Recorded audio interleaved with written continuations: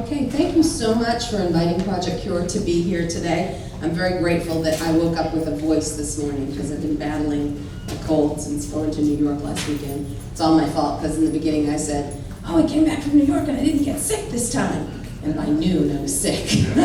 So I jinxed myself. So thanks for putting up with my voice and thank you for having us here. We have a lot of friends from St. Thomas. Obviously John and Judy, who are my personal favorite volunteers, don't tell anybody I said that, as well as the Drees in the back. John is still choir director, correct? John Miller. Miller? Still choir director, has been with us. Lots of people have been with us for a long time. And it's kind of like old home week for me to come back to St. Thomas. My kids attended Sunday school here when they were little. I taught Sunday school here when they were little, including Barb says, what can I remember about you? Do you remember the bazillion-gallon milk cartons and we turned them all into an igloo that year? That's my fault. It's on me. So there's been a history here. So I can't start into my real formal presentation. I had the pleasure of traveling with Project Cure the end of last year, so it's kind of home movie day. But I have to start by asking you, most of you are of the generation like me that remember this guy, Bob Barker, and Let's Make a Deal. Monty Hall, Let's Make a Deal, sorry. I can't remember his name, I remember the show. The show is the important point here. So Monty Hall had Let's Make a Deal, and I used to watch it in the afternoon when I was a little girl, and I used to love it because people would always go, who has a lipstick? And they'd dig in their purse and find lipstick, and things would get crazier and crazier. And I would always think, oh, amateurs. I've got that stuff cooked. Because if you went into my purse right now and Bob said, does anybody have a toothbrush?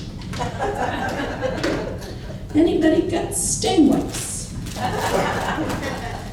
Anybody got foreign currency? Peso or euro? I sent in my naira. And it gets more complicated. Anybody got tickets for a Broadway show? Anybody got a scalpel? Now they get scared. Only woman in the planet who thinks a scalpel is a purse essential. So Bob Barker found the thing in your purse, in your bag, in your backpack, and you won, and he'd say, you won an all-expense-paid trip to southern Nigeria, where you will win, John. Flip me up by one there. You will dress up in costume before you leave so you can get the thing. That's my favorite little Cub Scout pack that recently visited Project Cure. And one more down, John. One more. Oh, go up one. I think we missed one. Go down again. One more. Go one more. There you go. Well, you will see precious wildlife. In all honesty, door number one, it came to you, all expense paid trip to Nigeria, southern Nigeria, near the Cameroon border, where you will get to interface with the exciting military police of Nigeria. Who would go? Nobody? I'm shocked.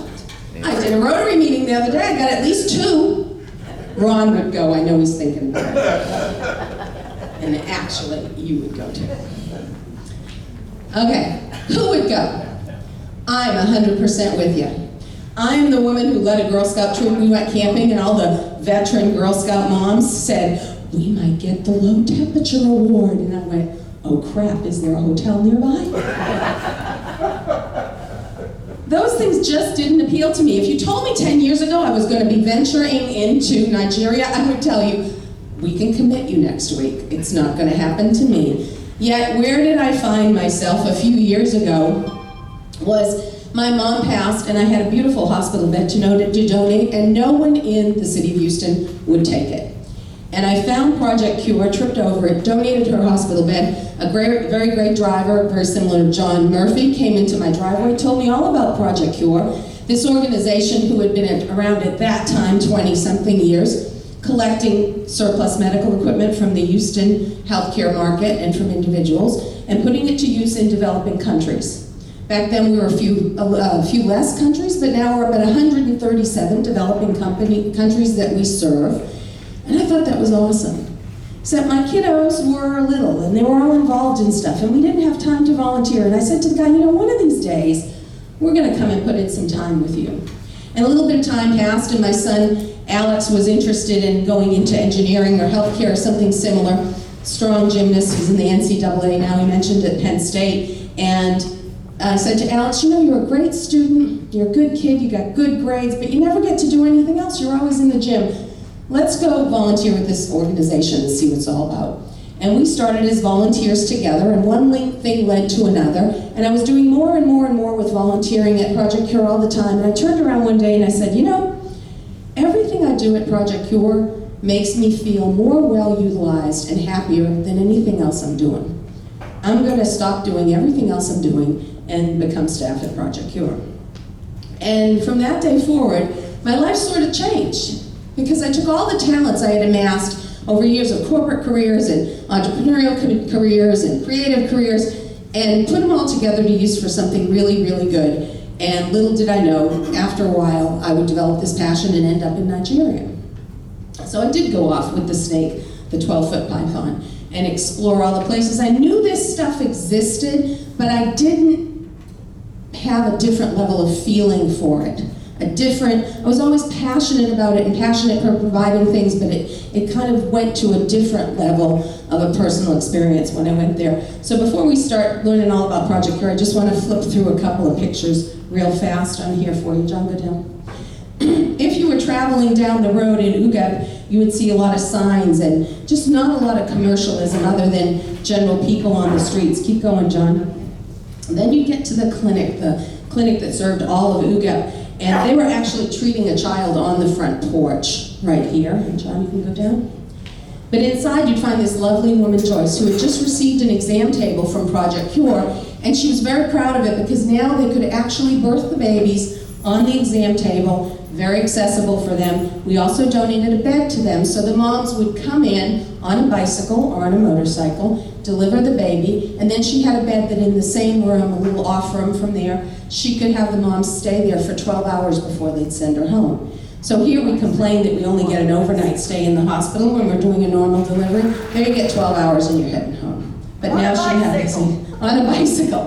That's a first step. So go down. There's her staff. Everybody in white is a student. The ones in blue had scrubs from Project Cure. Those are the nursing professionals, and that's it. Okay, all those are students. Keep going, John. There's the ambulance. You'd probably stand a better shot with the motorbike in front of it getting around because the ambulance was not that mobile. Keep going, John. That's a high-end operating room. What you can't see in the top a little bit, you see that white thing sticking out? That's a ceiling fan. And if you, any medical professionals out here? So when you're cut open and the ceiling fan's going and the dust goes in there, kind of not a good feeling. Rust is an overwhelming theme going on here. There is a patient ward that's actually a pretty good looking patient ward with the mosquito netting. Keep going, John. Another room kind of cluttered with a lot of equipment. Look at that. That's an operating room. Okay, keep going. There's a beautiful baby. You've got to get some beautiful baby pictures in here. These moms are absolutely gorgeous. Do they all look healthy? Yep. Do all the babies look healthy? Beautiful babies, beautiful moms. This is a clinic in an area where there's a 20% AIDS rate. 20%. They're going forward into the community with the help of the missionary churches there.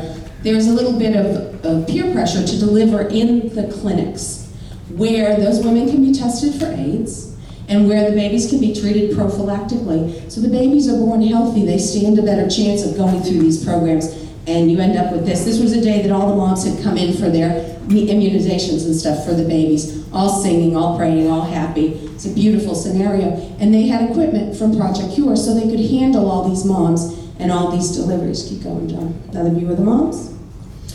The view that looks a little bit better than some of the clinics we saw before. Keep going, John. This mom did pedal up on a bicycle, 20 years old, getting ready to birth her 4th child. She came with nothing, a little cotton shift on her back. There's no mommy supplies, there's no diapers, there's no binkies, there's no hats, there's no nothing. Lady next to her is Kate, who runs this phenomenal clinic. Kate would go out into the community and try and find a diaper for the baby so the baby could go on with the diaper until Project Cure sent mommy bags that have diapers and baby pins and all kinds of things in them. Again, enticing the women to stay out from the community and the midwives and deliver in the clinics where we can treat them properly and they stand a positive chance of a good outcome. Just another street scene. Keep going, John. More little streets. The big hospital. See open windows, lots of dust, lots of stuff. Keep going, John. Everybody traveling with stuff on their heads. That's like beyond me. This sweet little thing was born at 1.5 kilos at 27 weeks. If you were born at Texas Women's Hospital, that wouldn't be a really big deal these days. She or he, I'm not sure, pink doesn't mean anything in the developing world, was in an incubator. Unfortunately, I went into the room where the baby was all alone, unmonitored, and this was her at about 3 weeks. Had gone up about, I think, a half a kilo in weight. So they said, she's doing really well. There was only one problem. I watched her breathing, and she wasn't breathing very well, and no one hooked up oxygen. So they had saved her life and were keeping her in an incubator, but unfortunately not real sure what her outcome is going to be because there's no oxygen for her. Really fancy operating room in the hospital. Off picture here, you would see a giant operating room light provided by Project Cure and an additional operating room table. In this part of sub-Saharan Africa, in Nigeria, it's not uncommon that they have a surgery required of women based on how they've had so many children. A lot of them have had 6 children before they're 20 even, and there's a lot of damage. So you see one operating room table on the end, one here, a new one from Project Cure. The light would split off and they'll do 3 surgeries simultaneously in this hospital room. One of the things I asked the director of the facility about was, I was like, this is great, you can do 3 surgeries at the same time in here, but I'm really sad you didn't ask for anesthesia items. How's your anesthesia supply? And he said, oh, it's really good. Well, unfortunately, I had been in that operating room and there's a little kind of indicator on an anesthesia machine that the filter medium has gone bad. It goes from white to pink to purple. Theirs was all dark purple. And there was one face mask on top of the anesthesia machine and it was all mildewy, and one circuit set for breathing, and that was what they had, but he thought everything was okay. So okay is relative, but they were doing a good job with their surgical items, again, mostly provided by Project Cure. Mode of transportation, 3 to 4 of them on one bike usually. Again, how they're coming up to the clinics, 9 months expecting. Women on one of the better clinics outside being treated, again, sphygmomanometer, but from Project Cure. A beautiful, healthy baby. This lady was just lovely. The little jammy that the baby has on was in one of those mommy kits, and baby was healthy, mom was healthy. Again, get them all into the clinic, everything works really well. And a cute baby picture. Can't resist those. Beautiful, John. Thanks. All right, so just a little bit of a view into Nigeria. So what we're seeing is clinics that are a little less than we would expect, certainly even in the developing world. We think if you're named a hospital, you should look like a hospital. If you're named a clinic, you should look like a clinic. So what Project Cure does is, we've been around for 30 years. We go by invitation into developing countries, and instead of jumping in like the benevolent Americans and saying, here we are, this is what you need, we go in and we do an analysis of what does that particular clinic need. Are they birthing babies? Are they doing chemotherapy? Are they doing cardiac work? We come up with a specific list of about 1,000 items that they might use in that facility to take them from a level of care here to a level of care here or someplace in between. So once we come back and make up that list, we figure out which one of our locations in 6 states around the United States have the supplies that can fill that need. Now the assessment period is critical for us, because if you look at the 137 countries that we're in, it's a map to global corruption. We have to figure out who's going to get it. Is it going to stay there? Is it really going to get to the people that need it or not? So we figure that all out when we're there. We appoint it to one of our Project Cure locations in this country, and then we pack a cargo container filled from top to bottom with all these items. When we fill that cargo container, it has anywhere from about $300,000 to $500,000 in goods on average in the cargo container. And it's fabulous. We take everything off the pallets, stack that thing full, play a ginormous game of Tetris, and send them all those items. In my experience with Project Cure, the highest valued one we sent out of Houston was $1.2 million, and then we have the lower value ones on the other end that are very heavy in equipment, but not a lot of supplies. All of that travels at the benevolence of a donor. So the donor could be a faith-based institution like St. Thomas. It could be a corporation that's doing corporate social responsibility. Say you're a mining company in Ghana. It could be a civic organization like Rotary. It could be an individual who just has a passion for a certain country. On our dock right now, we're loading a load for this special needs orphanage and clinic in the Ukraine by a donor who's a gentleman who's a financial planner in the Spring area. So it could be anyone who decides they want to support a certain population of people. Their donation is on average about $25,000 to do the whole process, to fund the trip, to fund the container, the transformers, everything to get it to go. So even on Black Friday pricing that we just all experienced, $25,000 to send $500,000 worth of goods is amazing. So how do we do that? We do that because at Project Cure, we have a base of 30,000 volunteers. And you've met some of the favorite ones around here, most frequent ones. We could not do it without volunteers. We have 30 to 35 paid staff at any given point in time. It's probably good that David kind of fumbled over my job title because I have a lot of them. I am the only paid staff member, probably for another month, in Houston. Then we're going to get one more. While we do that, with 35 people nationwide, we sent 181 cargo containers last year from all our 6 locations collectively. On average, out of Houston, 1 a week. So we're always prepping or packing or it's leaving, constantly. And what do volunteers do? So if there's only one person around, they do everything. Ron and Lynn sort. John drives the truck. Judy packs the cure kits. Everybody else is doing their different token thing. So whether your personal specialty is you want to answer a phone, you love to read, you just want to come answer the phone and sit and read your book all day and answer the phone when it rings, fabulous. You want to learn how to sort supplies, fabulous. You want to help procure supplies from hospitals, fabulous. There is a job for you no matter what it is.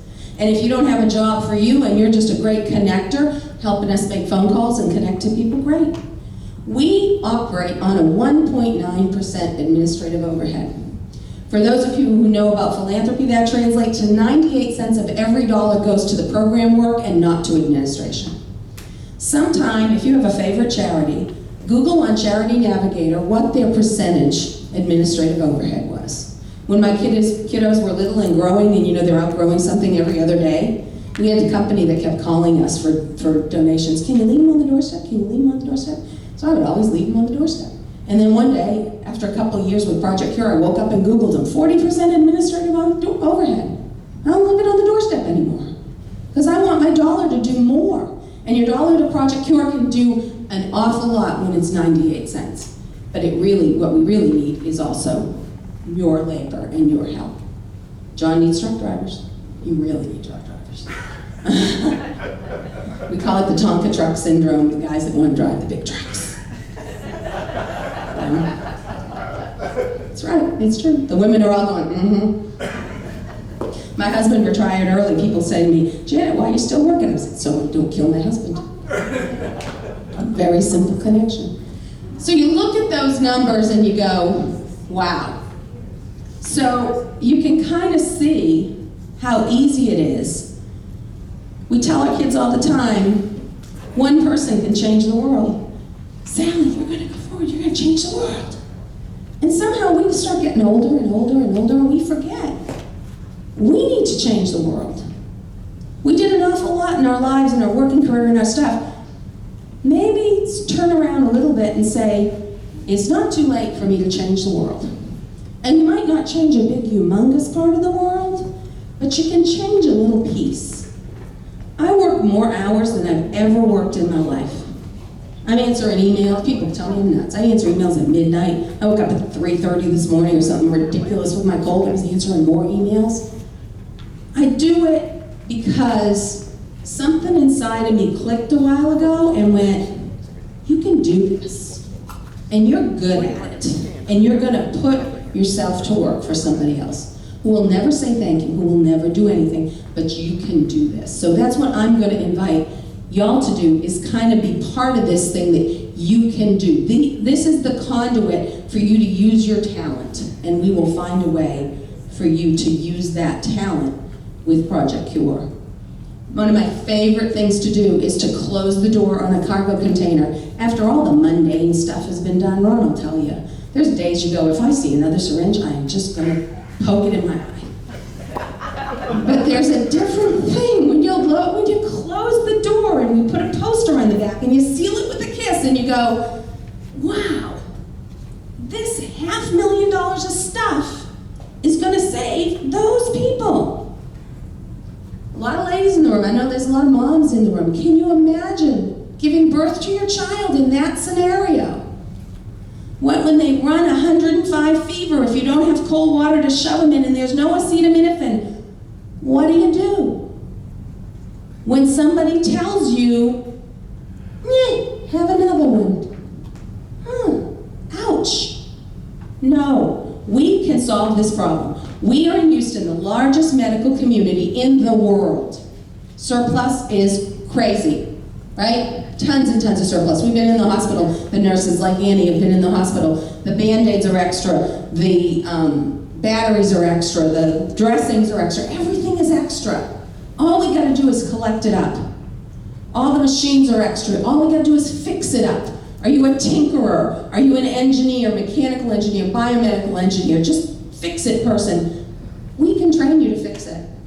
We can put all those talents to work. And when you work that extra hour, you can go and say, I did it. I did something today that was totally not for me. It was totally for someone else who will never be able to say thank you to me. But it's a wonderful thing to do. So I'm going to probably talk too long.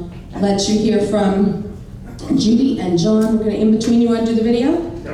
We'll do the video real quick, 4 minutes, and you're going to hear from Judy and John about their experiences, and maybe Ron will hang in over there too.